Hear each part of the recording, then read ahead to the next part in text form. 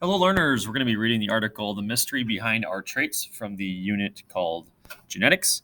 Here we go. Organisms have different traits or characteristics from one another. Look at the variety of physical appearances among the people in the photo above. Some of the traits that you see in these people are the same as the traits as their parents have, and some of these traits are completely different. Think about your own traits for hair color, eye color, chin shape, ear size, and so forth. What traits do you have in common with your parents? What traits set you apart? Genetics is the study of how traits are inherited. The field of genetics influences many different fields, including medicine, agriculture, cell biology, psychology, behavior, and ecology. Genes are small segments of information that contain the instructions for an organism's traits. Genes determine the traits that a living thing exhibit. In humans, these traits include things like hair color, eye color, and blood type. Our genetic makeup is called our genotype. Our physical appearance, or the particular traits we exhibit, are called our phenotype. Phenotype is determined in part by our genotype and in part by the environment. In the images on the following page, you can see two pea plants with different colored flowers. The color of flowers is their phenotype. Alleles are different forms of a gene, and a gene may have for a trait.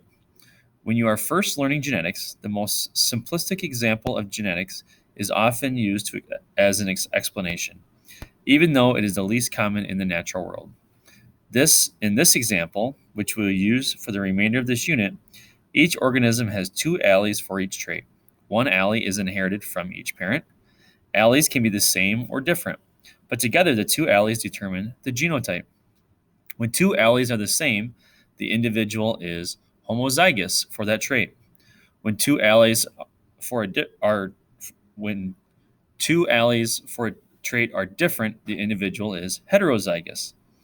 Alleles can also be dominant or recessive, depending on their effects on the traits.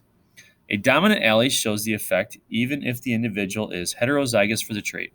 A recessive allele only shows its effect when the individual is homozygous for the trait.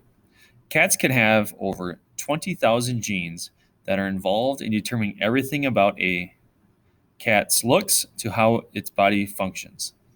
Examine the cats in the image below and notice the variety of phenotypes in their appearance. Each specific alleles a given cat receives from each parent determines its eye color, fur color, the length of its fur, whether it has spots or stripes, and many other physical traits. Some of those traits, such as long fur, require two recessive alleles to show up in their phenotype. Others, such as having solid white fur, appears as long as one allele for the dominant trait is present. While a single gene pair controls some traits, most traits are determined by several pairs of genes. So once again, this was the article, The Mystery Behind Our Traits. And if you have any questions, please let your teacher know.